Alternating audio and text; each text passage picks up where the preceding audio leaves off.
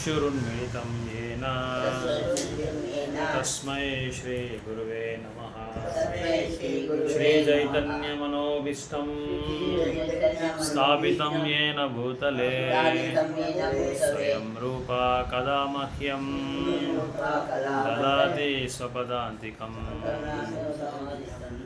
जय श्री कृष्ण चैतन्य प्रभु नित्यानंद श्री अद्वैत गदाधर श्रीवासादि गौर भक्तवृंद। हरे कृष्णा कृष्ण कृष्ण हरे हरे, हरे राम राम राम हरे हरे। ಸೊ ಈ ಅಧ್ಯಾಯ ಧ್ಯಾನ ಯೋಗಾಶ್ರಮ ಹೆಂಗೆ ಮಾಡಬೇಕು, ಯೋಗ ಪದ್ಧತಿ ಯಾವ ಥರ ಮಾಡಬೇಕು, ಯಾವ ಥರವಾದ ಯೋಗನಲ್ಲಿ ನಾವು ಭಾಗವಹಿಸಬೇಕು ಅನ್ನೋದನ್ನೆಲ್ಲ ಇದು ಕೃಷ್ಣ ಅರ್ಜುನ್ಗೆ ಹೇಳ್ತಾ ಇದ್ದಾರೆ. ಅದು ಹೇಳುವಾಗ 39ನೇ ಶ್ಲೋಕದಲ್ಲಿ 38ರಲ್ಲಿ ಏನು ಹೇಳ್ತಾರೆ ಅಂದರೆ, O mighty armed Krishna does not such a man who is bewildered from the path of transcendence, fall away from both spiritual and material success and perish like a river cloud with no position.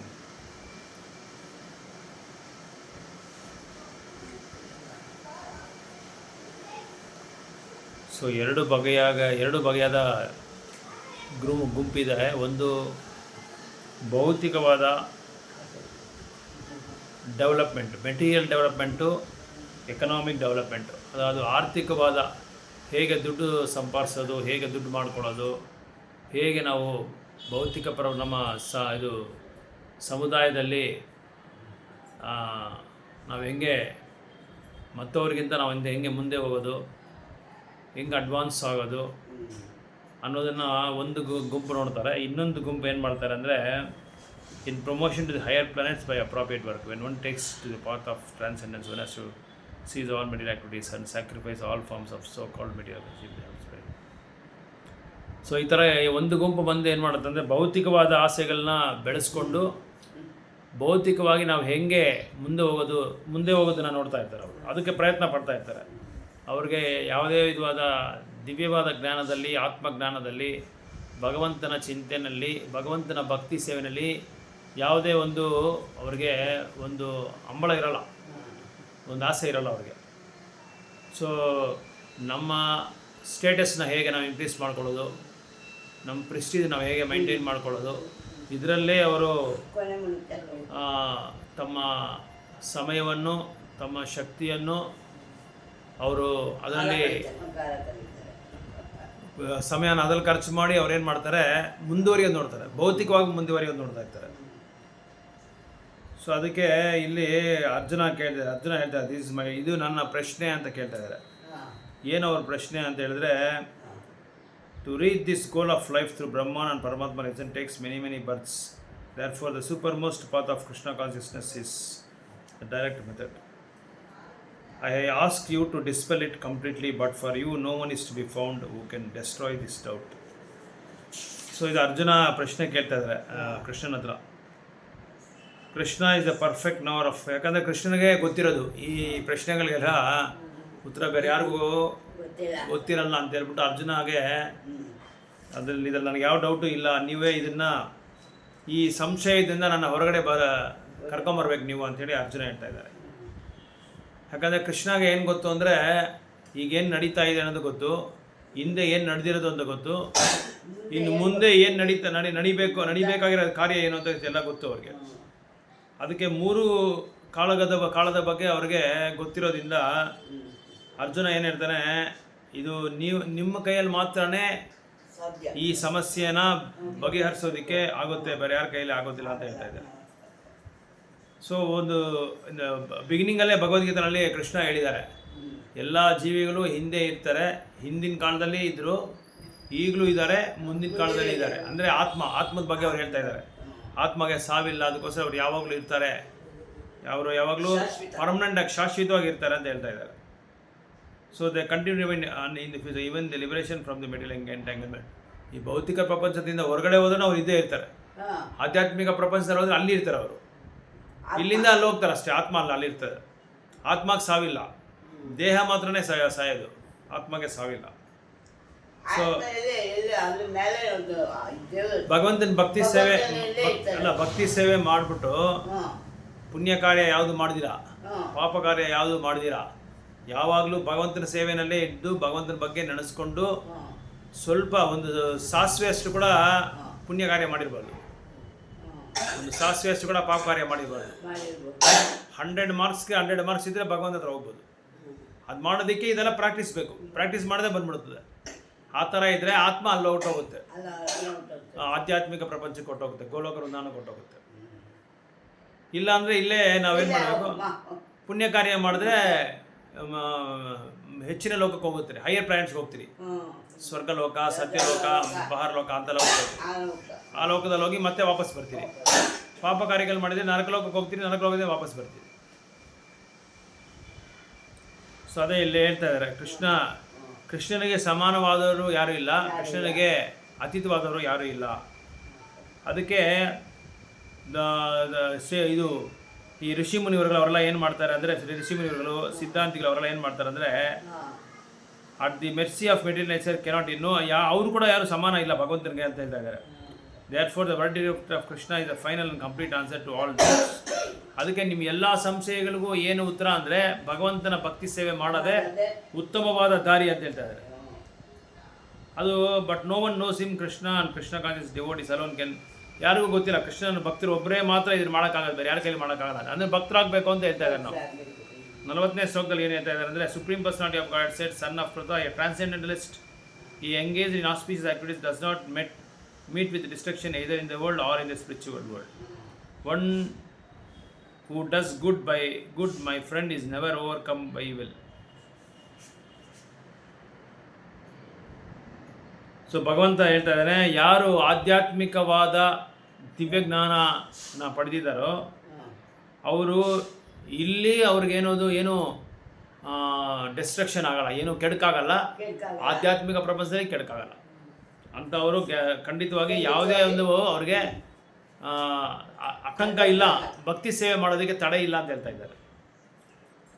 ಶ್ರೀಮದ್ ಭಾಗವತಮಲ್ಲಿ ನಾರದ ಮುನಿ ಹೇಳ್ತಾ ಇದ್ದಾರೆ ವ್ಯಾಸದೇವಿಗೆ ಏನಂತ ಹೇಳ್ತಾ ಇದ್ದಾರೆ ಅಂದರೆ, ಈ someone gives up material prospects and takes complete centre of supreme personality of God, there is no loss of or degradation in on the other hand. So ಯಾರಾದರೂ ಒಬ್ಬರು ಬಂದು ಈ ಭೌತಿಕವಾದ ಸಂಪಾದನೆ, ಭೌತಿಕವಾದ ಆಸೆಗಳು, ಭೌತಿಕವಾದ ಮುಂದುವರಿಕೆ, ಭೌತಿಕ ಪ್ರಪಂಚದಲ್ಲಿ ಮುಂದುವರಿಯೋದು, ಇಂಥದ್ರಲ್ಲಿ ಯಾರು ಅದರಲ್ಲಿ ಯಾರದ್ದ ಅವ್ರನ್ನ ತ್ಯಜಿಸ್ತಾರೋ ತ್ಯಜಿಸಿ ಭಗವಂತನ ತಾಮರ ಪಾದಗಳಲ್ಲಿ ಅವರು ಆಶ್ರಯ ತಗೊತಾರೋ ಅವ್ರಿಗೆ ಯಾವತ್ತೂ ನಷ್ಟನೂ ಇಲ್ಲ, ಕೆಡುಕು ಆಗಲ್ಲ ಅಂತ ಹೇಳ್ತಾ ಇದ್ದಾರೆ. ಅದೇ ಸಮಯ ಇನ್ನೊಂದು ನಾನ್ ಡಿವೋಟೀಸ್, ಅದೇ ಅಭಕ್ತರಾಗಿರೋರು ಯಾವಾಗಲೂ ಏನು ಮಾಡ್ತಾರೆ, ಅವರ ಕರ್ತವ್ಯದಲ್ಲಿ ಅವ್ರು ಕರೆಕ್ಟಾಗಿರ್ತಾರೆ. ವ್ಯಾಪಾರಕ್ಕೆ ಹೋಗೋದು, ಆಫೀಸ್ಗೆ ಹೋಗೋದು, ಅವ್ರ ಮನೆ ಸಂಸಾರ ನೋಡೋದು, ಇದರಲ್ಲಿ ಕರೆಕ್ಟಾಗಿರ್ತಾರೆ. ಭಕ್ತಿನಲ್ಲಿ ಇರಲ್ಲ ಅಂಥವ್ರಿಗೆ ಏನು ಲಾಭ ಪಡೆಯೋಕ್ಕಾಗಲ್ಲ. ಅವ್ರು ಎಲ್ಲಿದ್ರೂ ಲಾಸೆ ಅಂತ ಹೇಳ್ತಾರೆ. ಅದು ಇದೆಲ್ಲ ಮಾಡಿ ಅವ್ನಿಗೆ ಕೊನೆಯಲ್ಲಿ ಎಲ್ಲ ಲಾಸೆ. ಈಗ ದುಬೈಯಲ್ಲಿ ಹೇಳೋದು ನಿಮ್ಗೆ ಮರ್ತು ಬಿಟ್ಟೆ, ಜ್ಞಾಪಕ ಬರ್ತಾ ಇದೆ. ಇವಾಗ ದುಬೈ ಮೇಲೆ ಇರಾನ್ ಅವರು ಆಗ್ತಾ ಇದ್ದಾರೆ ಬಾಂಬ್ಗಳೆಲ್ಲ, ಅಮೇರಿಕ ಅವ್ರಿಗೆ ಸಪೋರ್ಟ್ ಮಾಡ್ತಾ ಇದ್ದಾರೆ ಅಂತ. ಈ ದುಬೈ 50 ವರ್ಷಗಳ ಮುಂದೆ ಅದು ಏನೊಂದು ಯಾವ ಥರ ಇತ್ತು ಅಂದರೆ, ಬರೀ ಮರ ಗಿಡಗಳು ಕೂಡ ಇಲ್ಲ, ಡೆಸರ್ಟ್, ಮರಳು ಭೂಮಿ, ಬರೀ ಮರಳು ಬಿಟ್ಟರೆ ಬೇರೆ ಏನಿಲ್ಲ ಅಲ್ಲಿ. ಅದನ್ನು ಆ ಕಾಲದಲ್ಲಿ ಒಬ್ಬ ಏನು ಮಾಡ್ದ, ಈ ದುಬೈಗೆ ಸಂಬಂಧಪಟ್ಟದನೊಬ್ಬನು ಇದನ್ನು ಒಂದು ದೊಡ್ಡ ಹರೇ ಕೃಷ್ಣ ಪ್ರಭು, ಇಡೀ ಪ್ರಪಂಚದಲ್ಲೇ ಈ ಥರ ಒಂದು ಅದ್ಭುತವಾದ ಅಂದವಾದ ಒಂದು ನಗರ ಆಗಿ ನಾನು ಇದು ಮಾಡ್ತೀನಿ, ಸೃಷ್ಟಿ ಮಾಡ್ತೀನಿ, ಅದನ್ನು ರೆಡಿ ಮಾಡ್ಕೊಳ್ಳಿ, ಆ ಥರ ನಾನು ಅದನ್ನು ಕನ್ಸ್ಟ್ರಕ್ಷನ್ ಮಾಡ್ತೀನಿ, ಆ ಥರ ರೆಡಿ ಮಾಡ್ತೀನಿ ಅಂತೇಳಿ ಅವನು ಚಾಲೆಂಜ್ ಮಾಡ್ದ. ಆಗ ಪ್ರಪಂಚದಲ್ಲಿರೋರು ಎಲ್ಲರೂ ಅವನೇನು ಮಾಡಿದ್ರು ನೋಡಿ ನಕ್ಕಿದ್ರು. ಈ ಮಣ್ಣು ಭೂಮಿನ ಹೋಗಿ ನೀನೇನ ಅಲಂಕಾರ ಮಾಡೋದು, ಈ ಸಿಟಿನ ಮಾಡೋಕ್ಕಾಗಲ್ಲ ಅಂತ ಅಲಂಕಾರ ಮಾಡೋದು. ಆದರೆ ಅವನೇನು ಮಾಡ್ದ, ಮಾಡಿ ತೋರಿಸ್ದ 50 ವರ್ಷಗಳ ಮುಂದೆ. ಅವ್ನು ಮಾಡಿ ತೋರಿಸಿದ ಮೇಲೆ ಏನಾಯಿತು, ಪ್ರಪಂಚದಲ್ಲಿ ಇರೋರು ಎಲ್ಲರೂ ಬಂದು ಅಲ್ಲಿ ಇನ್ವೆಸ್ಟ್ಮೆಂಟ್ ಮಾಡೋಕ್ಕೆ ಶುರು ಮಾಡ್ಕೊಂಬಿಟ್ರು. ಪ್ರಪಂಚದಲ್ಲೇ ದೊಡ್ಡ ಸಿಟಿ ಆಗೋದು ದುಬೈ ಅನ್ನೋದು ಫೇಮಸ್ ಆಗಾಯಿತು. ಆವಾಗ ಪ್ಯಾರಿಸು ಲಂಡನ್ ಫೇಮಸ್ ಆಗಿತ್ತು, ಪ್ಯಾರಿಸು ಲಂಡನ್ ನ್ಯೂಯಾರ್ಕು. ಇವತ್ತು ಎಲ್ಲರೂ ದುಬೈಗೆ ಹೋಗ್ಬಿಟ್ಟು, ನಮ್ಮ ಇಂಡಿಯನವರು ಅಷ್ಟೇ ಮಾತು ಮುಂದೆ ದುಬೈಗೆ ಹೋಗ್ಬಿಟ್ಬಿಡ್ತಾರೆ. ಅಮೆರಿಕಾಗ ಅದು ದೂರನ ಇಲ್ಲ ದುಬೈ ಈ ಕಡೆ ಇಲ್ಲ ದುಬೈ ದಾಟಿ ಹೋಗ್ಬೇಕು ಅಮೇರಿಕ. ದಾಟು. ನಮ್ಮ ಇದೆಲ್ಲ ಈ ಮುಸ್ಲಿಮ್ಸ್ ಕಂಟ್ರಿ ಎಲ್ಲ ದಾಟಿ ಹೋಗ್ಬೇಕು. ಆ ದುಬೈಗೆ ಇದೆಲ್ಲ ಒಂದೇ ಕಂಟ್ರಿಯಾಗಿ ಇದ್ದಿದ್ದು. ಈ ಮುಸ್ಲಿಮ್ಸ್ ಕಂಟ್ರಿ ಎಲ್ಲ ಒಂದೇ ಕಂಟ್ರಿ, ಯುನೈಟೆಡ್ ಅರಬ್ ಎಮಿರೇಟ್ಸ್ ಅಂತ ಇದ್ದಿದ್ದು. ಆಮೇಲೆ ಅದು ಜಗಳ ಬಂದು ಅವರವರು ಬೇರೆ ಬೇರೆ ಆದರು. ನಮ್ಮ ಇಂಡಿಯಾನಲ್ಲಿ ಹೆಂಗೆ ಪಾಕಿಸ್ತಾನ ಬೇರೆ ಆಯಿತು, ಬಾಂಗ್ಲಾದೇಶ ಬೇರೆ ಆಯಿತು, ಚೈನಾ ಬೇರೆ ಆಯಿತು, ಅದೇ ಥರ ಮುಸ್ಲಿಮ್ಸ್ ಕಂಟ್ರಿನೂ ಬೇರೆ ಬೇರೆ ಆಗಿರೋದು. ಅವರವರು ದೇಶ ಒಬ್ಬೊಬ್ರು ಜಗಳ ಆಡ್ಕೊಂಡು.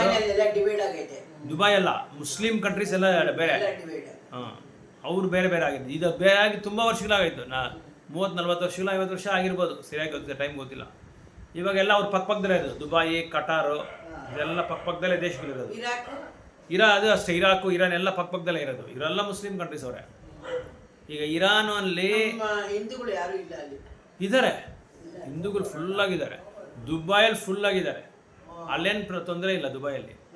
ಇವಾಗ ಇವನು ಅಮೇರಿಕಾವನಿಂದ ತೊಂದರೆ ಇವರಿಬ್ಬರಿಗೂ ತಂದಿಕ್ಬಿಟ್ಟು ಅವನು ತಮಾಷೆ ನೋಡ್ತಾ ಇದ್ದಾನೆ. ಅವನು ಅಮೇರಿಕ ಅವನೇನು ಮಾಡ್ತಾನೆ ಅಂದರೆ, ಅವನಿಗೇನಾದರೂ ಯಾರಾದರೂ ಅವನ್ನ ಎದುರು ತಿರುಗಿದ್ರೆ ಅವನೇನು ಮಾಡ್ತಾನೆ, ಅವನ ಆರ್ಮಿ ಇದೆಯಲ್ಲ, ಅವನ ಸಿಪಾಯಿಗಳನ್ನೆಲ್ಲ ತೊಗೊಂಬಂದು ಇನ್ನೊಂದು ಯಾವ ದೇಶದಲ್ಲಿ ಇನ್ನು ಪಕ್ಕದಲ್ಲಿರೋ ದೇಶಕ್ಕೆ ಯಾವಾಗಾದ್ರೂ ತೊಂದರೆ ಇರ್ತಲ್ಲ, ಇವಾಗ ಇಂಡಿಯಾ ಪಾಕಿಸ್ತಾನಿಗೆ ಹೆಂಗೆ ವಿರೋಧಿಗಳು, ಅದೇ ಥರ ಇರಾಕಿ ಇರಾನ್ ಬಂದು ವಿರೋಧಿಗಳು. ಅವಾಗ ಏನು ಮಾಡ್ತಾನೆ, ಇರಾನ್ ಅವನ್ನ ಎದುರಿಸಿದ್ದಕ್ಕೆ ಅವನ ಅಲಿಯಾ ಒಬ್ಬನಿದ್ದಾನೆ, ಅವನ್ನ ಎದುರಿಸಿದ್ದಕ್ಕೆ ಏನು ಮಾಡ್ದ, ಅಲಿಯಾ ಹೋಗಿ ಅವನ ಟ್ರಂಪ್ ಕೇಳ್ಬಿಟ್ಟ ಮಾವನಿಗೆ, ಈ ಥರ ಈ ದೇಶದವ್ನು ನನ್ನ ಅವಮಾನ ಮಾಡ್ಬಿಟ್ಟ ಅಂತ. ಅವನೇನು ಮಾಡ್ದ, ಇರಾನ್ಗೂ ಇರಾಕ್ಗೂ ಆಗಲ್ಲ, ಇರಾಕ್ ಹತ್ರ ಹೋಗಿ ಅವನ ಹತ್ರ ಸಂಬಂಧ ಬೆಳೆಸ್ಕೊಂಡು ಅವನಿಗೆ ಸಪೋರ್ಟ್ ಮಾಡಿ ಇವ್ರನ್ನ ಹೆಂಗಾದ್ರೂ ಧ್ವಂಸ ಮಾಡಬೇಕು ಅಂತ ಅವನು ಪ್ಲ್ಯಾನ್ ಮಾಡ್ತಾವನೆ. ಇದು ಹಿಂದ್ಗಡೆ ಇರೋದು ಇದು ಬೇಸಿಕ್ ಸೀಕ್ರೆಟ್. ಬೇರೆ ಬೇರೆ ಇದೆಲ್ಲ ಇದೆ. ಇನ್ನೊಂದು ಏನಂದರೆ, ಒಂದು ದೇಶ ಬಂದು ಇನ್ನೊಂದು ದೇಶನ ಬೆಳೆಯಕ್ಕೆ ಬಿಡಲ್ಲ. ಈಗ ನಮ್ಮ ಇದರಲ್ಲೇ ಏನು ಮಾಡ್ತೀವಿ ನಾವು, ಪಕ್ಕದ ಮನೆ ನೋಡಿದೆ ನಮ್ಗಾಗಲ್ಲ, ಹಿಂದ್ಗಡೆ ಮನೆ ನೋಡಿದ್ರೆ ನಮ್ಗಾಗಲ್ಲ. ಅವನು ಬೆಳ್ಳಕ್ಕೆ ಶರ್ಟ್ ಹಾಕೊಂಡು ಹೋಗ್ಬಿಟ್ಟು ಕತ್ತಕ್ಕೆ ಚೈನ್ ಹಾಕ್ಕೊಂಡು ಬ್ರೇಸ್ಲೆಟ್ ಹಾಕೊಂಡು ಒಂದು 60-70 ಲಕ್ಷ ಕಾರ್ ತೊಗೊಂಡು ಹೋದ್ರೆ ನಾವೇನಂತೀರಿ, ನೋಡ್ದ ಹೆಂಗಿದ್ದ ಇವನು, ಏನಿರಲಿಲ್ಲ, ಸೈಕಲಲ್ಲಿ ಹೋಗ್ತಾ ಇದ್ದ, ಇವತ್ತು ಕಾರಲ್ಲಿ ಹೋಗ್ತಾ ಇದ್ದಾನೆ. ಮತ್ಸರ್ಯ, ಅಸೂಯ, ಅವನ ಮೇಲೆ ಅಸೂಯ.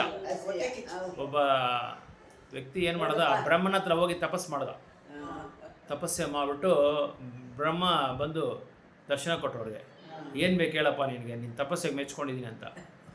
ಏನಿಲ್ಲ, ನಾನು ಏನು ಅಂದ್ಕೊಂಡ್ರೆ ಅದು ಆಗೋಗ್ಬಿಡ್ಬೇಕು ಅಂತ. ಹಂಗೆ ಆಗುತ್ತೆ, ಆದರೆ ಒಂದೇ ಒಂದು ಕಂಡೀಷನು, ನಿಮ್ಮ ಆಪೋಸಿಟ್ ಮನವನಿಗೆ ನೀನು ಅಂದ್ಕೊಂಡಿದ್ದು 2 ಆಗುತ್ತೆ ಪರವಾಗಿಲ್ಲ ಅಂತ ಕೇಳಿದ. ಅದ್ರ ಬಗ್ಗೆ ನನಗೆ ಚಿಂತೆ ಇಲ್ಲ ಅಂತ.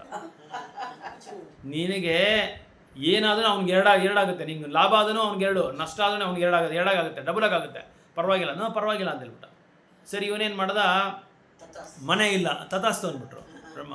ಇವನು ಮನೆಗೆ ಹೋದ, ಮನೆ ಇದು ಹೆಂಡ್ತಿನ ಕೇಳ್ದ, ಮನೆಗಿನ ಏನಿಲ್ಲ ಇರೋದಕ್ಕೆ, ಸುಮ್ಮನೆ ಗುಡಿಸ್ಲಲ್ಲಿದ್ದಾರೆ. ನೋಡಿ, ಬ್ರಹ್ಮವಾರ ನಾನು ಪಡೆದಿದ್ದೀನಿ, ಏನು ಬೇಕು ನಿನಗೆ ಅಂತ ಕೇಳ್ದು. ಏನು ಬೇಕು ಅಂತ ಕೇಳ್ತೀರಿ, ಇರೋಕ್ಕೆ ಮನೆ ಇಲ್ಲ, ದೊಡ್ಡ ಮನೆ ಕಟ್ಸ್ರಿ ಅಂತ ಹೇಳ್ದ. ಅವನೇನು ಮನೆ ಏನ್ರಿ ಬಂತು, ದೊಡ್ಡ ಅರಮನೆನೇ ಕಟ್ತೀನಿ ಬಿಳೆ ಅಂತ ಹೇಳ್ಬಿಟ್ಟು ಆ ದೊಡ್ಡ ಅರಮನೆ ಕಟ್ದ. ಎದುರು ಮನೆ 2 ಅರಮನೆ ಬಂತು. ಇವನು 1 ಅರಮನೆ ಬಂದರೆ ಅವ್ನಿಗೆ 2 ಅರಮನೆ ಬಂತು. ಅದೇ ಥರ 100 ಜನ ಕೆಲಸದವ್ರು ಬೇಕು ಅಂತ ಅಲ್ಲ, ಇವ್ನು 100 ಜನ ಕೆಲಸದವ್ರು ಬಂದರು, ಅವ್ನಿಗೆ 200 ಜನ ಬಂದರು.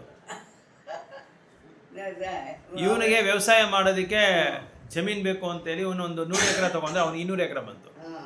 ಇವ್ನಿಗೆ ಏನು ಬಂದರೆ ಅವ್ನಿಗೆ ಡಬಲ್ ಆಗಿ ಬರುತ್ತೆ. ಇವನು ರಾತ್ರಿ ಯೋಚನೆ ಮಾಡ್ದ, ನಾನು ಕಷ್ಟ ಬಿದ್ದು, ನಾನು ತಪಸ್ಸೆ ಮಾಡಿ, ನಾನು ಬ್ರಹ್ಮನ ಹತ್ರ ವರ ಪಡೆದು, ಈಗ ಅವನು ಸುಮ್ಮನೆ ಕೂತ್ಕೊಂಡು ಅವನಿಗೆಲ್ಲ ಬರ್ತಾ ಇದೆಯಲ್ಲ, ಇವನಿಗೇನು ಬರಬಾರ್ದು ಅಂತ ಹೇಳ್ಬಿಟ್ಟು ನನಗೊಂದು ಕಣ್ಣು ಹೋಗ್ಲಿ ಅಂತ ಹೇಳ್ಬಿಟ್ಟ. ನನಗೊಂದು ಕಣ್ಣು ಹೋದ್ರೆ ಅವ್ನಿಗೇನಾಗುತ್ತೆ, 2 ಕಣ್ಣು ಹೋಗ್ಬಿಡುತ್ತೆ. ನನಗೇನಾದರೂ ತೊಂದರೆ ಇದ್ರೂ ಪರವಾಗಿಲ್ಲ, ಬೇರೆಯವನು ಮುಂದೆ ಹೋಗ್ಬಾರ್ದು, ಬೇರೆಯವನು ಚೆನ್ನಾಗಿರ್ಬಾರ್ದು. ಈ ಅರಿಷಡ್ ವರ್ಗಗಳಿಂದ ಪ್ರಾಬ್ಲಮ್ ಇದೆ.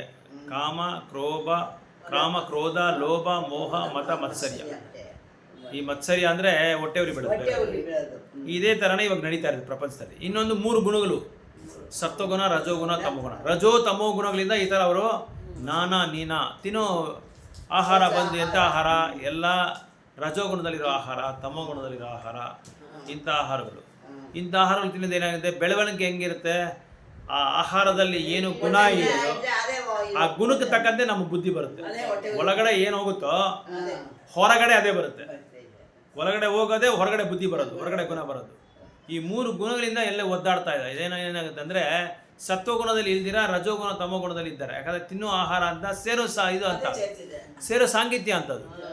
ಅದಕ್ಕೆ ಏನಾಗುತ್ತೆ ಅಂದರೆ ಒಬ್ಬರ ಮೇಲೆ ಒಬ್ಬರು ಮುಂದುವರಿಯೋದಕ್ಕೆ ಬಿಡಲ್ಲ.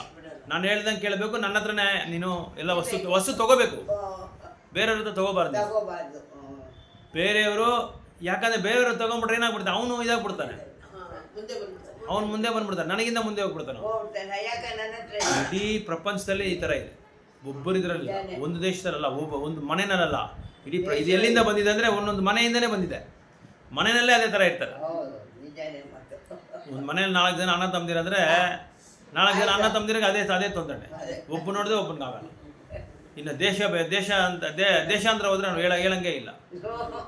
ಈ ಥರ ಏನಾಗುತ್ತೆ ಅಂದರೆ ಒಬ್ರಿಗೊಬ್ರು ಈ ಥರ ಆಗಿ ಜಗಳ ಬಂದಿದೆ.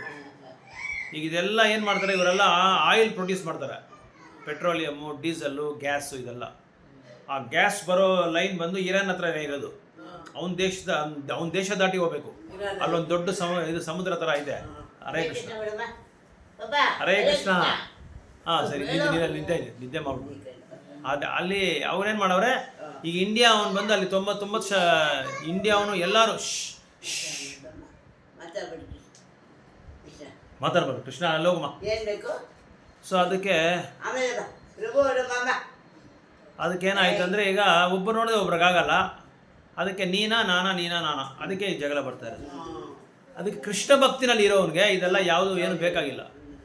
ಇವ್ನಿಗೆ ಯಾವುದು ಬೇಕಾಗಿಲ್ಲ. ಕೃಷ್ಣ ಭಕ್ತಿರೋರ್ಗೆ ಏನು ಬೇಕೋ, ನಾನು ಈಗ ನೋಡಿ ಸೇಲಮಲ್ಲಿ ದೇವಸ್ಥಾನ ಕಟ್ತಾ ಇದ್ದಾರೆ, ಗ್ಯಾಸೇ ಬೇಕಾಗಿಲ್ಲ, ಕರೆಂಟು ಬೇಡ, ಸೌದೆ ಒಲೆ ದೊಡ್ಡದಾಗಿ ಏಕರ ಭೂಮಿ ದೊಡ್ಡದಾಗಿದೆ. ಒಂದ್ಸಲ ಅವರು ಅಡುಗೆ ಮಾಡಿದ್ರೆ 2,000 ಜನ 3,000 ಜನಕ್ಕೆ ಪ್ರಸಾದ ಕೊಡ್ತಾರೆ. ಆ ಥರ ಆ ಕಾಲದಲ್ಲಿ ಹೇಗೆ ಮಾಡ್ತಾ ಇದ್ದಾರೋ ಆ ಥರ ಜೀವನ ಮಾಡಿ ತೋರಿಸ್ಬೇಕು ಅಂತ ಹೇಳ್ಬಿಟ್ಟು 15 ವರ್ಷದಿಂದ ಕಟ್ತಾ ಇದ್ದಾರೆ ದೇವಸ್ಥಾನ. 15 ವರ್ಷದಿಂದ ದೇವಸ್ಥಾನ ಕಟ್ತಾ ಇದ್ದಾರೆ. 1 ವರ್ಷ 2 ವರ್ಷ ಅಲ್ಲ. ಇನ್ನು ಕಲ್ಲಲ್ಲಿ ಕಟ್ತಾ ಇದ್ದಾರೆ. ಸಿಮೆಂಟ್ ಇಲ್ಲ, ಕಂಬಿ ಇಲ್ಲ, ಬರೀ ಕಲ್ಲಲ್ಲೇ ಕಟ್ತಾ ಇದ್ದಾರೆ. ಎಷ್ಟೋ ಜನ ಪಾಪ ಭಕ್ತರಿಗೆಲ್ಲ ಕಾಲ್ಗಿಲ್ಲ ಏಟು ಅವರು ಮಾಡೋಕೆ ಹೋಗಿ ಏಟು ಬಿದ್ದೈತೆ, ಇನ್ನೂ ಬಿಟ್ಟಿಲ್ಲ, ಅವ್ರು ಕಟ್ತಾನೆ ಅವ್ರೆ. ಈ ಥರ ಮಾಡಿ ತೋರಿಸ್ತೀನಿ. ಇಂಥ ಮಾಡರ್ನ್ ವರ್ಲ್ಡಲ್ಲಿ ಏನದು ಈ ಒಂದು ಪ್ರಪಂಚದಲ್ಲಿ ಕೂಡ, ಈ ಒಂದು ಕಂಪ್ಯೂಟರ್ ವರ್ಲ್ಡಲ್ಲಿ ಕೂಡ ನಾನು ಈ ಥರ ಮಾಡಿ ತೋರಿಸ್ತೀನಿ ಅಂತ ಮಾಡಿ ತೋರಿಸ್ತಾ ಇದ್ದೆ. ಅದೇ ಕಂಪ್ಯೂಟರ್ ವರ್ಲ್ಡ್ ನವೀನವಾದ ಒಂದು ನವೀನವಾದ ವಸ್ತುಗಳನ್ನ ಯಾವುದು ಬಳಸ್ತೀರಾ, ಆ ಆದಿ ಕಾಲದಲ್ಲಿ ಏನೇನೆಲ್ಲ ಬಳಸ್ತಾ ಇದ್ದಾರೋ ಅದನ್ನೇ ಇಟ್ಕೊಂಡು ಮಾಡ್ತಾ ಇದ್ದಾರೆ. 65-70 ಕೋಟಿ ಆಗೈತೆ. ಭಗವಂತನೇ ಒಬ್ಬರು ಹೇಗೋ ಒಂದು ಇದರಲ್ಲಿ ಅವ್ರಿಗೆ ಸಹಾಯ ಮಾಡಿ ಕಟ್ಟಿಸ್ತಾ ಇದ್ದಾರೆ. 200 ವರ್ಷಗಳಾದ್ಮೇಲೆ ಇದು ಇನ್ನು ಯಾರು ಕಟ್ಟಿಲ್ಲ ಈ ಥರ ಕಲ್ಲು ಕಟ್ಟಡ. ಇವರೊಬ್ಬರೇ ಕಟ್ತಾ ಇರೋದು, ಸೇಲಂ ಇಸ್ಕಾನ್ ಅವರು. ಅಷ್ಟು ಯಾಕಂದರೆ ಆ ಕಾಲದಲ್ಲಿ ನಾವು ಏನೇನು ಬಳಸ್ತಾ ಇದ್ದೀರೋ ನಮ್ಮ ವೇದಿಕ್ ಸ್ಟೈಲ್ ಅಂತ ಹೇಳ್ತಾರೆ, ವೇದ ವಿಧಾನದ ಆ ಒಂದು ಪದ್ಧತಿನ ನಾವು ಆಚರಣೆ ಮಾಡಿಬಿಟ್ರೆ ನಮಗೆ ಗ್ಯಾಸೇ ಬೇಕಾಗಿರಲ್ಲ, ಪೆಟ್ರೋಲ್ ಬೇಕಾಗಿರಲ್ಲ, ಡೀಸೆಲ್ ಬೇಕಾಗಿರಲ್ಲ. ಆದರೆ ಬೇರೆ ದೇಶದವರು ನಮ್ಮನ್ನು ಇದು ಮಾಡೋದಕ್ಕೋಸ್ಕರ ಏನು ಮಾಡುತ್ತೆ, ಅವರೆಲ್ಲ ಬೆಳೀತಾ ಇರ್ತಾರಲ್ಲ, ಅವ್ರು ಅಡ್ವಾನ್ಸ್ಮೆಂಟ್ ಆಗ್ತಾ ಇರ್ತಾರೆ. ನಾವು ಅಡ್ವಾನ್ಸ್ ಆಗದೆ ಇದ್ದರೆ ನಮ್ಮನ್ನೇನು ಮಾಡ್ತಾರೆ, ಆಗಿ ತುಳಿದು ಬಿಡ್ತಾರೆ ಅವರು. ಅದಕ್ಕೆ ನಾವು ಅದೆಲ್ಲ ಮಾಡಿಕೊಂಡು ಬಳಸ್ಕೊಬೇಕಾಗುತ್ತೆ. ರಕ್ಷಣೆಗೋಸ್ಕರ ನಾವೆಲ್ಲ ಬಳಸ್ಕೋಬೇಕಾಗುತ್ತೆ. ಈಗೆಲ್ಲ ನೋಡಿ, ಇನ್ನು ಸ್ವಲ್ಪ ದಿನ ಹೋದರೆ ಗ್ಯಾಸ್ ಸ್ಟಾಪ್ ಆಗಿಬಿಟ್ರೆ ಸೌದೆ ಒಲೆಗೆ ಬರಬೇಕು. ಈಗ ಸೌದೆ ಒಲೆನೂ ಅದು ಕಂಡುಹಿಡಿದ್ಬಿಟ್ರು. ಹೆಂಗೆ ಕಂಡುಹಿಡಿದ್ರೆ ಹೊಗೆ ಬರ್ದಿರಾ ಒಂದು ಬಾಕ್ಸ್ ಥರ ಸ್ಟವ್ ಥರ ಇಟ್ಕೊಂಡು ಹಿಂಗೆ ಡೋರ್ ಓಪನ್ ಮಾಡಿ ಅದರಲ್ಲಿ ಇದು ಕಟ್ಟೆಗಳು ಹಾಕ್ತಾರೆ. ಕಟ್ಟೆಗಳು ಹಾಕಿ ಅದು ಇದು ಹೋಗಂಗೆ ಕೆಳಗಡೆ ಡಸ್ಟೆಲ್ಲ ಬೀಳೋ ಥರ ಒಂದು ಟ್ರೇ ಇಟ್ಬಿಡ್ತಾರೆ ಕೆಳಗಡೆ, ಬೂದಿ ಎಲ್ಲ ಕೆಳಗಡೆ ಬೀಳಂಗೆ. ಆ ಥರ ಕಂಡುಹಿಡಿದ್ಬಿಟ್ಟು ಈಗ ಸ್ಟಾರ್ಟ್ ಮಾಡಿಬಿಟ್ರು. ಕೊಯಮತ್ತೂರಲ್ಲಿ ಸ್ಟಾರ್ಟ್ ಮಾಡಿದ್ರು ಮಿಷಿನ್ನು. ಇಲ್ಲಾಂದರೆ ಎಲೆಕ್ಟ್ರಿಕ್ ಸ್ಟವ್ ಬಳಸಬೇಕಾಗಿದೆ. ಎಲೆಕ್ಟ್ರಿಕ್ ಸ್ಟವ್ ಇವಾಗ ಸ್ಟಾರ್ಟ್ ಮಾಡಿಬಿಟ್ಟಿದ್ದಾರೆ. ಈ ಥರ ಈ ಸೌದೆ ಒಲೆನೂ ಚಿಕ್ಕ ಸೌದೆ ಒಲೆಗಳು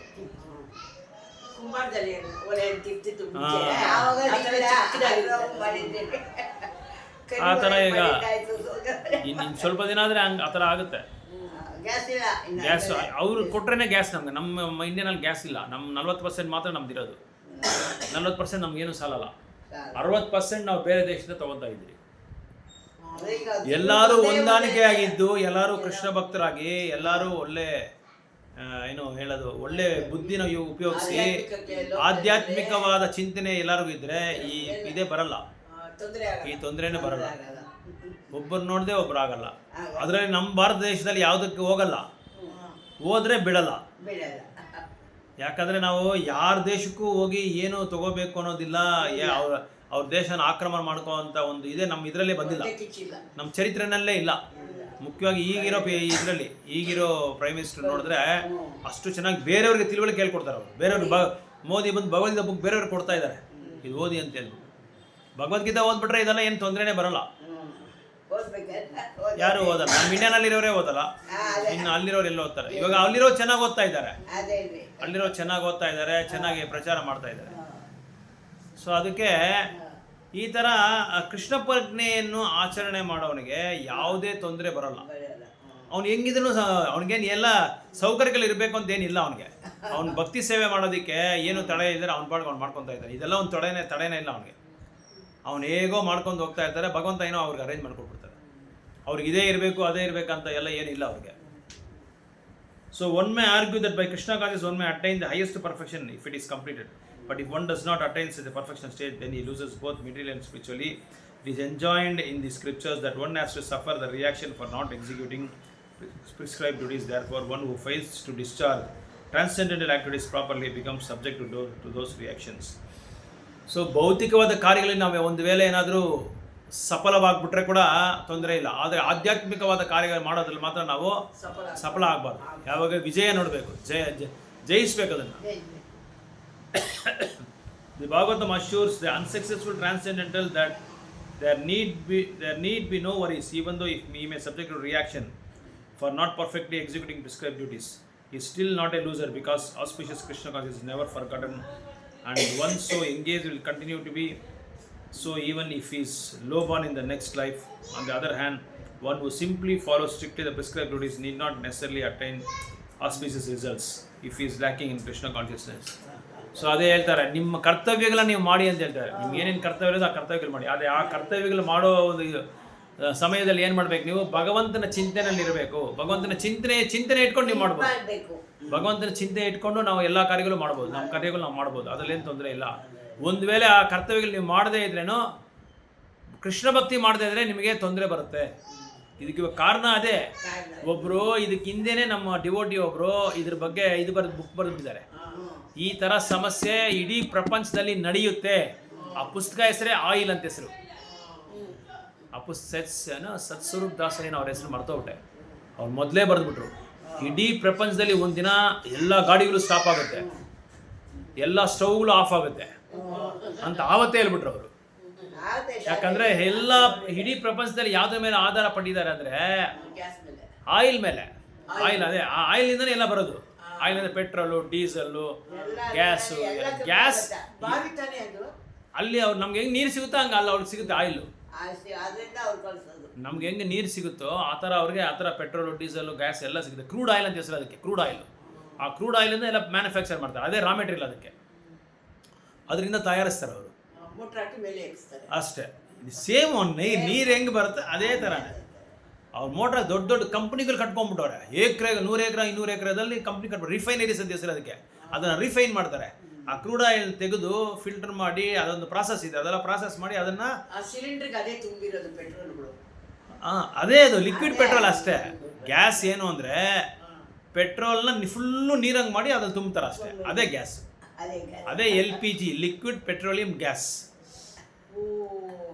ಪೆಟ್ರೋಲಿಯಂನ ತುಂಬ ನೀರಂಗೆ ಮಾಡಿ ಗ್ಯಾಸ್ ಆಗಿ ಗ್ಯಾಸ್ ಫಾರ್ಮ್ ಆಗಿ ಅವರು ಟ್ರಾನ್ಸ್ಫರ್ ಇದು ಮಾಡ್ತಾರೆ, ಅದನ್ನು ಕನ್ವರ್ಟ್ ಮಾಡಿಬಿಟ್ಟು ಗ್ಯಾಸಲ್ಲಿ ತುಂಬ್ತಾ ಇದ್ದಾರೆ ಅಷ್ಟೇ. ಬೇರೆ ಸಪ್ಲೈ ಮಾಡಿದ್ದೀನಿ, ಕೊಡ್ತಾ ಇದ್ದೀನಿ ಅಂತಾರೆ. ಅದೇ ಇವಾಗ ಶಿಪ್ಸ್ ಎಲ್ಲ ಇವಾಗ ಇಂಡಿಯನ್ ನೌಕಾಗಳೆಲ್ಲ ಹೋಗಿರೋದ್ರೆ ಯಾವುದು ವಾಪಸ್ ಬಂದಿದೆ, 2 ಮಾತ್ರ ವಾಪಸ್ ಬಂದು ಬಿಟ್ಟಿದ್ದಾನೆ. ಅದು ಅವನ ಹತ್ರ ಫುಲ್ ಇದು ಕಾನ್ವರ್ಸೇಷನಲ್ಲಿ ಇದ್ದಾನೆ ಮೋದಿ. ಅವನ್ನ ಫೋನ್ ಮಾಡಿ ಅವ್ರನ್ನ ಅದನ್ನು ನೈಸ್ ಮಾಡಿ ಇಟ್ಕೊಂಡಿದ್ದಾನೆ. ಅದು ಮೋದಿ ಬಂದು ಎಲ್ಲ ದೇಶದವ್ರನ್ನೂ ಚೆನ್ನಾಗಿ ಇಟ್ಕೊಂಡವನು ಫ್ರೆಂಡ್ಶಿಪ್ಪಲ್ಲಿ. ಹೌದು, ಎಲ್ಲನೂ ಚೆನ್ನಾಗಿ ಇಟ್ಕೊಂಡವನು. ಅದಕ್ಕೆ ಅವ್ನಿಗೆ ಏನು ಬೇಕೋ ಎಲ್ಲ ಕೊಡ್ತಾರೆ ಅವನು. ಇವನು ಬೇರೆ ದೇಶಕ್ಕೆಲ್ಲ ಸಹ ಹೆಲ್ಪ್ ಮಾಡ್ತಾನೆ.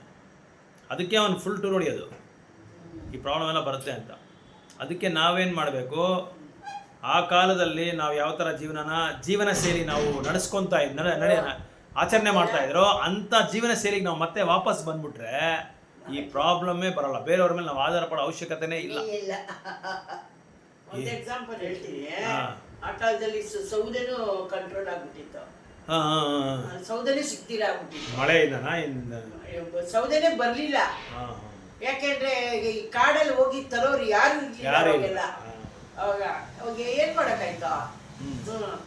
ಏನ್ ಮಾಡೋದ್ರಂದ್ರೆ ಈ ಜಿರಲೆ ಮಾಡಿದ್ರು. ಹೌದೌದು, ಒಂದಕ್ಕೊಂದಕ್ಕೆ ಆಪ್ಷನ್ ಮಡಗಿತಾನೆ ದೇವರು. ಯಾವುದೋ ಒಂದು ಇದ್ದೇ ಇರುತ್ತೆ. So the purport may be understood as follows: humanity may be divided into two sections, namely the regulated and the non-regulated. Those who are engaged in simply bestial sense gratification without knowledge of their next life or spiritual salvation belong to the non-regulated section, and those who follow the principles of prescribed duties in the scriptural and classified among the regulated section. So the non-regulated section, both civilized and non-civilized, educated and non-educated, strong and weak, are full of animal propensities.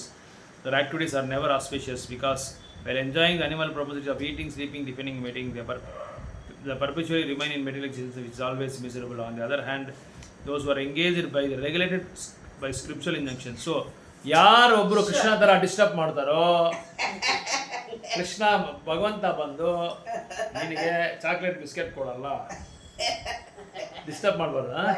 ಏನ್ ಬೇಕೋ ಒಂದೇ ಸಲ ಎತ್ಕೊಂಡ್ಬಿಡು, ಏನ್ ಬೇಕೋ ಎತ್ಕೊಂಡು ಹೊರಗಡೆ ಹೊರಬಿಟ್ಟು class ಆದ್ಮೇಲೆ ಇಲ್ಲಿ ಬರ್ಬೇಕು, ಸರಿನಾ? ಹೌದಾ? ಅದ್ ನೀನೇನ್ ಮಾಡ್ಬೇಕು, ಇಲ್ಲಿ ನೋಡು, ಕ್ಲಾಸ್ ಇದೆಯಾ ಅಂತ ಕೇಳ್ಕೊಬೇಕು ಅಜ್ಜಿ. ನಾ ಮೊದಲೇ 5 ಗಂಟೆಗೆ ಕ್ಲಾಸ್ ಇರುತ್ತೆ ಅಂದ್ರೆ ಅದಕ್ಕೆ ಹಿಂದೆನೇ ಏನೇನು ಬೇಕಾದ್ರೆ ನಿಂತ್ಕೊಂಡ್ಬಿಡ್ಬೇಕು.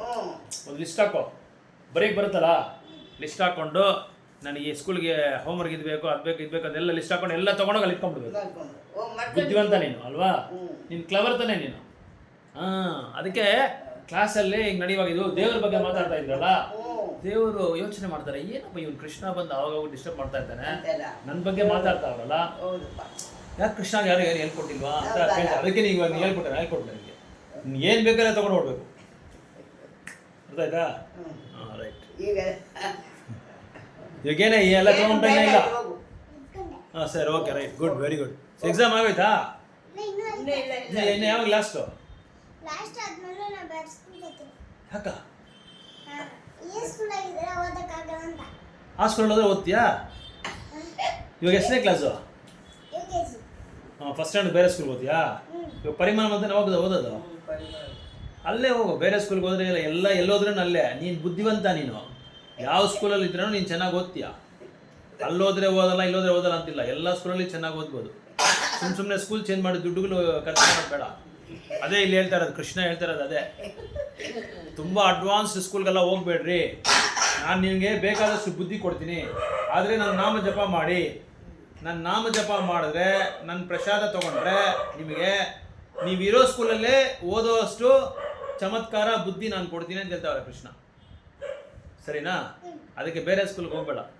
ಎಲ್ಲ ಯಾವ ಸ್ಕೂಲ್ಗೆ ಹೋದ್ರೂ ಅದೇನೆ, ಎಲ್ಲೋದ್ರೂ ಅದೇನೆ. ಅದಕ್ಕೆ ಇದೇ ಸ್ಕೂಲಲ್ಲೇ ಓದು. Good, very good. ಸೊ ಈ ಥರ ಈ ನಮಗೆ ನೋಡಿ, ಇದು ಹಿಂಗೆ ಯಾರೋ ಹುಡುಗರು ಹೇಳ್ಕೊಡ್ತಾರೆ, ಆ ಸ್ಕೂಲ್ಗೆ ಹೋಗೋಣ, ಈ ಸ್ಕೂಲ್ಗೆ ಹೋಗೋಣ ಅಂತ. ಬೇರೆ ಸ್ಕೂಲ್ಗೆ ಚೇಂಜ್ ಮಾಡಿ. ಎಲ್ಲೋ ಓದೋ ಹುಡುಗ ಎಲ್ಲಿದ್ರೇನೋ ಓದ್ತಾನೆ. ಈಗ ದೊಡ್ಡ ಇವರೆಲ್ಲ ಏನಾಗಿದ್ದಾರೆ, ಎಲ್ಲ ಪಾಪ ಸಾಧಾರಣವಾದ ಗ್ರಾಮದಿಂದ ಬಂದಿರೋರು, ಅವರೆಲ್ಲ ಚೆನ್ನಾಗೇ ಓದಿ ಈಗ ಅಬ್ದುಲ್ ಕಲಾಂ ಪ್ರೆಸಿಡೆಂಟ್ ಆಗಿದ್ನಲ್ಲ, ಅವನು ಸಾಧಾರಣವಾದ ವಿಲೇಜ್ ರಾಮೇಶ್ವರಂ ಹತ್ರ ದೊಡ್ಡ ರಾಮ ಭಕ್ತನ ಆಗ್ಬಿಟ್ಟ, ಭಗವದ್ಗೀತಾ ಓದ್ದ, ಪ್ರೆಸಿಡೆಂಟ್ ಆಗ್ಬಿಟ್ಟ. ಆ ಥರ ನಾವು ಎಲ್ಲೋ ಅದೇ ಇಲ್ಲಿ ಹೇಳ್ತಾ ಇದ್ದಾರೆ, ಈ ಜನ ಏನು ಮಾಡ್ತಾರೆ ಅಂದರೆ, ಇಂದ್ರಿಯ ಭೋಗಕ್ಕೋಸ್ಕರ ನಿಯಮಗಳು ಇಲ್ದಿರ, ರೆಗ್ಯುಲೇಟೆಡ್ ಪ್ರಿನ್ಸಿಪಲ್ಸ್ನ ಫಾಲೋ ಮಾಡ್ತೀರಾ.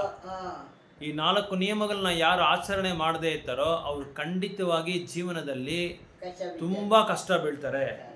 ಯಾರು ಶಾಸ್ತ್ರಗಳನ್ನ ಓದಿ ಅದರ ಅಧ್ಯಯನ ಮಾಡಿ ಅದನ್ನು ಅರ್ಥ ಮಾಡಿಕೊಂಡು ಅದಕ್ಕೆ ಸರಿಯಾದ ಒಂದು ಗುರುನ ಆಯ್ಕೆ ಮಾಡಿಕೊಂಡು ಆ ಗುರು ಹತ್ರ ಯಾರು ಆ ಉಪದೇಶಗಳನ್ನ ಕೇಳ್ತಾರೋ ಅವರು ಖಂಡಿತವಾಗಿ ಯಾವ ಥರವಾದ ಕಷ್ಟ ಬೀಳೋದಿಲ್ಲ. ಅದೇ ಕಷ್ಟ ಬರುತ್ತೆ ಅವ್ರಿಗೆ, ಆ ಕಷ್ಟನ ಪರಿಹಾರ ಮಾಡುವಷ್ಟು ಬುದ್ಧಿ ಭಗವಂತ ಕೊಟ್ಬಿಡ್ತಾರೆ ಅವ್ರಿಗೆ. ಅದಕ್ಕೆ ಅವ್ರಿಗೆ ಯಾವುದೇ ಒಂದು ಕಷ್ಟ ಬಂದ್ರೆ ಅವರು ಅದನ್ನ ಕಷ್ಟವಾಗಿ ತಿಳ್ಕೊಳ್ಳಲ್ಲ, ಕಷ್ಟವಾಗಿ ನಾವು ಇದು ಮಾಡ್ಕೊಳ್ಳಲ್ಲ. So so those are following the path of auspiciousness can be divided into 3 sections. ಯಾರು ಮಂಗಲಕರವಾದ ಕಾರ್ಯಗಳನ್ನ ಮಾಡ್ತಾರೋ ಅವರು 3 ಬಗೆಯಾದ ಗುಂಪುಗಳಾಗಿ ಅವರು ಡಿವೈಡ್ ಆಗ್ತಾರೆ ಅಂತ ಹೇಳ್ತಾರೆ. ಒಂದು, ಯಾರು ಶಾಸ್ತ್ರಗಳ ನಿಯಮಗಳನ್ನ ಫಾಲೋ ಮಾಡ್ತಾರೋ ಅವರೊಂದು ಗ್ರೂಪು, ಅವರು ಆರ್ ಎಂಜಾಯಿಂಗ್ ಮೆಟೀರಿಯಲ್ ಪ್ರೊಪಸಿಟಿ. ಶಾಸ್ತ್ರಗಳನ್ನ ಫಾಲೋ ಮಾಡಿ ಅದ್ರ ತಕ್ಕಂತೆ ಅವ್ರು ಇಂದ್ರಿಯ ಭೋಗನ ಮಾಡೋದು. ಎರಡನೇವರು those are trying to find ultimate liberation from material. ಇನ್ನೊಬ್ರು ಈ ಭೌತಿಕ ಪ್ರಪಂಚದಿಂದ ಮುಕ್ತಿ ಪಡೆಯೋದಕ್ಕೆ. ಮೂರನೇವ್ರು ಬಂದು ದೋಸ್ ಆರ್ ಡಿವೋಟೀಸ್, ಭಕ್ತರು. ಸೊ ಇವ್ರು 3 ಗುಂಪಿನ ಬಗ್ಗೆ ಹೇಳ್ತಾ ಇದ್ದಾರೆ. Those who are following rules and regulations in the scriptures for material happiness may be further divided into 2 classes. Those who are fruity workers and those who desire no fruit sense gratification.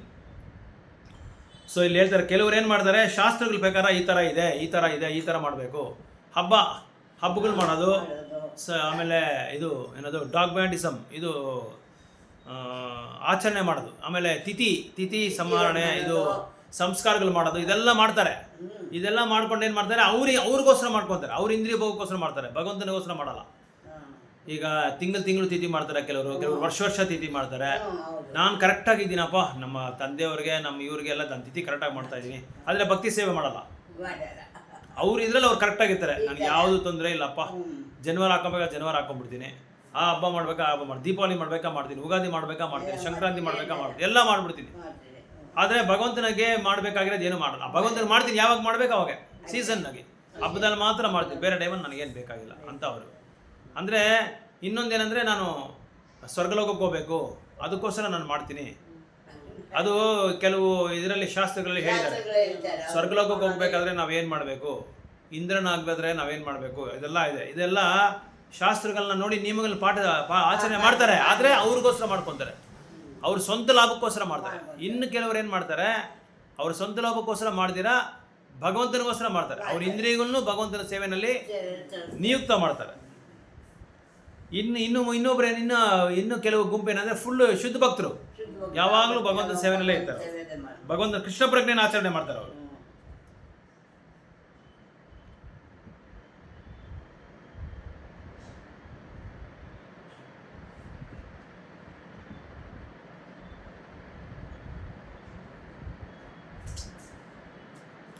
So ಯಾವುದೇ ಒಂದು ಕಾರ್ಯ ಬಂದು ಆತ್ಮ ಸಾಕ್ಷಾತ್ಕಾರ ಪಡೆದೇ ಇರೋ ಒಂದು ಕಾರ್ಯ ಬಂದು ಅದರಲ್ಲಿ ನೀವು ಅಂಥ ಕಾರ್ಯದಲ್ಲಿ ಯಾವುದೇ ಒಂದು ಮಂಗಲಕರವಾದ ಒಂದು ವಿಷಯ ಇರಲ್ಲ ಅಂತ ಹೇಳ್ತಾರೆ.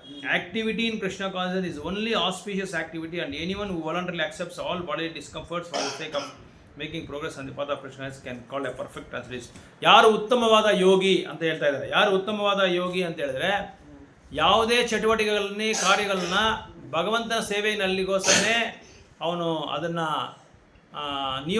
ನಿಯುಕ್ತಿ ಮಾಡೋವನು, ಅವನೇ ಉತ್ತಮವಾದ ಯೋಗಿ ಅಂತ ಹೇಳ್ತಾ ಇದ್ದಾರೆ. 41 ಓದಿದಾಯ್ತಲ್ಲ? ಇಲ್ಲ 41 ಆಯ್ತು ಇಲ್ಲ ಆಯ್ತು. The unsuccessful yogi, after many years of enjoyment on the planets on the pious living entities, is born into a family of a righteous people or into a family of riches. So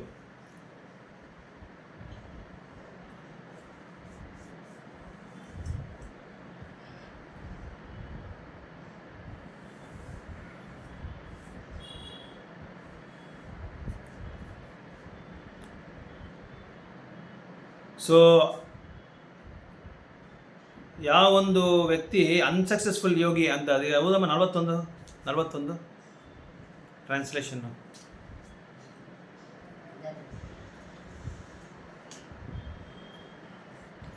ಯಶಸ್ವಿ ಆಗದೇ ಇರೋ ಒಂದು ಯೋಗಿ, ಅದು 41.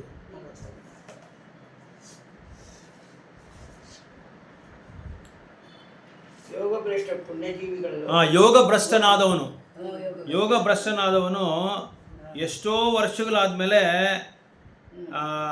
Enjoy on the planets on the pious of living ಐಟೀಸ್ is born into a family. ಎಷ್ಟೋ ವರ್ಷಗಳಾದ ಯೋಗ ಭ್ರಷ್ಟ ಅಂದರೆ ಯೋಗಿಯಾಗಿ ಅವನೇನು ಮಾಡಿದ್ದಾನೆ, ಇದರಿಂದ ಬಿದ್ದೋಗ್ಬಿಟ್ಟಿರ್ತಾನೆ, ಅಂದರೆ ಭಕ್ತಿ ಜಾರ್ಬಿಟ್ಟಿದ್ದಾನೆ, ಆ ಪ್ಲಾಟ್ಫಾರ್ಮಿಂದ ಬಿದ್ದೋಗ್ಬಿಟ್ಟಿರ್ತಾನೆ. ಅಂದರೆ ಯೋಗ ಭ್ರಷ್ಟ ಅಂದರೆ ಭಕ್ತಿ ಮಾಡುವಾಗ ಇಲ್ಲ ಸೇವೆ ಮಾಡುವಾಗ ಆ ಸೇವೆಯನ್ನು ಬಿಟ್ಬಿಟ್ಟು ಕೆಳಗಡೆ ಬಿದ್ದವನು ಅಂದರೆ ಅರ್ಥ ಏನಂದರೆ ಮಾಡೋದು ಬಿಟ್ಬಿಟ್ಟಿರ್ತಾನೆ, ಸ್ಟಾಪ್ ಮಾಡಿಬಿಟ್ಟಿರ್ತಾನೆ ಅಂತ ಅರ್ಥ. ಕೆಳಗಡೆ ಬೀಳೋದಂದ್ರೆ ಸ್ಟಾಪ್ ಮಾಡಿದ್ದಾನೆ ಅಂತ, ಮಾಡೋದು ಬಿಟ್ಬಿಟ್ಟಿರ್ತಾನೆ. ಸ್ವಲ್ಪ ದಿನ ಮಾಡ್ತಾ ಇರ್ತಾನೆ, ಆಮೇಲೆ ಸ್ಟಾಪ್ ಮಾಡಿಬಿಡ್ತಾನೆ.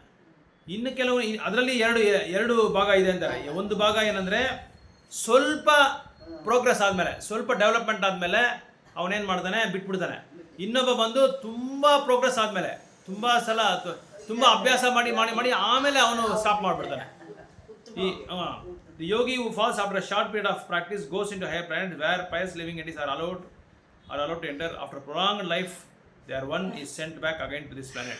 ಅದೇ ಇವರೆಲ್ಲ ಏನು ಮಾಡ್ತಾರೆ ಅಂದರೆ ಉತ್ತಮವಾದ ಲೋಕಕ್ಕೆ ಹೋಗಿ ತುಂಬ ಕಾಲಕಟ್ಟ ಅಲ್ಲಿ ಅವನು ಅನುಭವ ಮಾಡ್ತಾನೆ, ಅಲ್ಲಿ ಅವನು ಎಂಜಾಯ್ ಮಾಡಿಬಿಟ್ಟು ಮತ್ತೆ ಈ ಲೋಕಕ್ಕೆ ವಾಪಸ್ ಕಳಿಸ್ತಾರೆ. ಇಬ್ಬರನ್ನೂ ವಾಪಸ್ ಕಳಿಸ್ಬಿಡ್ತಾರೆ, ಇದೇ ಲೋಕಕ್ಕೆ ವಾಪಸ್ ಕಳಿಸ್ಬಿಡ್ತಾರೆ. ಇಬ್ಬರನ್ನು ವಾಪಸ್ ಕಳಿಸ್ತಾರೆ. ಏನು ಮಾಡ್ತಾನೆ ಅಂದರೆ ದೊಡ್ಡ ಒಂದು ಶ್ರೀಮಂತನ ಒಂದು ಗರ್ಭದಲ್ಲಿ ಅವನು ಜನ್ಮ ತಗೊಂಡು ಮತ್ತೆ ಅವನಿಗೆ ಹೇಗಾದರೂ ಭಕ್ತಿ ಸೇವೆ ಮಾಡೋದಕ್ಕೆ ಅವನಿಗೆ ಅವಕಾಶ ಕೊಡ್ತಾರೆ. ಶ್ರೀಮಂತನ ಮನೆಯಲ್ಲಿ ಹುಟ್ಟೋದಕ್ಕೆ ಏನೊಂದು ಅದೃಷ್ಟ ಅಂತ ಹೇಳಿದ್ರೆ, ಈ ಡೈಲಿ ಬೇಸಿಕ್ ನೆಸಿಟೀಸ್ ಇರ್ತಲ್ಲ, ಅತ್ಯವಸರ ವಸ್ತುಗಳನ್ನ ನಾವು ಪಡಿಬೇಕಂದ್ರೆ ನಾವು ಸಂಪಾದಿಸ್ಬೇಕು. ಅದಕ್ಕೆ ದುಡ್ಡಿರೋನು ಏನು ಮಾಡ್ತಾನೆ, ಈಸಿ ಸರಳವಾಗಿ ತೊಗೊಂಡ್ಬಿಡ್ತಾನೆ. ದುಡ್ಡಿಲ್ಲದೆ ಇರೋದು ಏನು ಮಾಡಬೇಕು, ಅದ್ರ ಬಗ್ಗೆನೇ ಅವನು ಕಾಲ ಅದೆಲ್ಲ ಟೈಮೆಲ್ಲ ಅದೆಲ್ಲ ಹೊಟ್ಟೋಗ್ಬಿಡ್ತಾವೆ ಅವನಿಗೆ. ಇವತ್ತು ಅವತ್ತು ಸಂಪಾದಿಸಿ ಊಟ ತಿಂಡಿ ತಿನ್ನೋರಿಗೆಲ್ಲ ಏನಾಗುತ್ತೆ ಪಾಪ. ಈಗ ಸೊಪ್ಪು ಮಾರೋರು, ತರಕಾರಿ ಮಾರೋರು, ಈ ಬೀದಿಯಲ್ಲಿ ಸೈಕಲಲ್ಲಿ ಮಾರೋರು, ಗಾಡಿನಲ್ಲಿ ಮಾರೋರು ಏನು ಮಾಡ್ತಾರೆ, ಅವತ್ತು ಸಂಪಾದಿಸಿದ್ರೆ ಅವ್ರಿಗೆ ಊಟ ತಿಂಡಿ ಅಂತವ್ರು ಏನು ಮಾಡ್ತಾರೆ, ಇದಲ್ಲೇ ಅವ್ರು ಕಾಲ ಕಳೆದು ಬಿಡ್ತಾರೆ. ಅವರು ಭಕ್ತಿ ಸೇವೆ ಮಾಡೋದಕ್ಕೆ ಟೈಮ್ ಇರಲ್ಲ. ಅದಕ್ಕೆ ನಾವೇನಾದ್ರು ಭಕ್ತಿ ಸೇವೆ ಮಾಡಿ ಯೋಗ ಭ್ರಷ್ಟರಾಗ್ಬಿಟ್ಟಿದ್ರೆ ಅಂಥವ್ರಿಗೆ ಭಗವಂತ ಏನು ಮಾಡ್ತಾನೆ, ಉತ್ತಮವಾದ ಒಂದು ಮನೆಯಲ್ಲಿ ಅವನಿಗೆ ಜನ್ಮ ಕೊಡ್ತಾನೆ. ಅವಾಗ ಅವನೇನು ಮಾಡ್ತಾನೆ, ಅವ್ನು ಸಂಪಾದಿಸೋಕೆ ಅವಾಗ ಟೈಮ್ ಇದು ಬೇಕಾಗಿಲ್ಲ. ಅವನಿಗೆ ಆಲ್ರೆಡಿ ದುಡ್ಡಿರುತ್ತೆ ಅವನ ಹತ್ರ, ತಂದೆನೋ ತಾಯಿನೋ ತಾತನೋ ಸಂಪಾದಿಸಿಟ್ಟಿರ್ತಾನೆ. ಆ ಭಕ್ತಿ ಸೇವೆಗೆ ಟೈಮ್ ಇರುತ್ತೆ. ಆದರೆ ಅದರಲ್ಲಿ ಕೆಲವ್ರು ಏನು ಮಾಡ್ತಾರೆ, ದುಡ್ಡಿದ್ದು ಎಲ್ಲ ಇದ್ದು ಭಕ್ತಿ ಸೇವೆ ಮಾಡಲ್ಲ. ಅಂಥ ಗ್ರೂಪು ಒಂದಿದೆ, ಇಂಥ ಗುಂಪು ಒಂದಿದೆ. ಅದನ್ನು ಹೇಳ್ತಾ ಇದ್ದಾರೆ. ಅದೇ ಯೋಗ ಭ್ರಷ್ಟ ಸನ್ಯಾಸಿ. So the real purpose of yoga practice is to achieve the highest perfection of Krishna consciousness as explained in the last verse of the Bible. ಇದೇ ಹೇಳೋದು ಉತ್ತಮವಾದ ಯೋಗ ಪ್ರಾಕ್ಟೀಸ್ ಏನು ಅಂದರೆ, ಯೋಗ ಅಭ್ಯಾಸ ಏನು ಅಂದರೆ, ಕೃಷ್ಣ ಭಕ್ತಿ ಮಾಡೋದ್ರಿಂದ ನೀನು ಉತ್ತಮವಾದ ಪರ್ಫೆಕ್ಟ್ ಯೋಗಿ ಆಗ್ತೀಯಾ ಅಂತ ಹೇಳ್ತಾ ಇದ್ದಾರೆ. ಸ್ಟ್ಯಾಂಡಿಂಗ್ ಮಾಡಿ.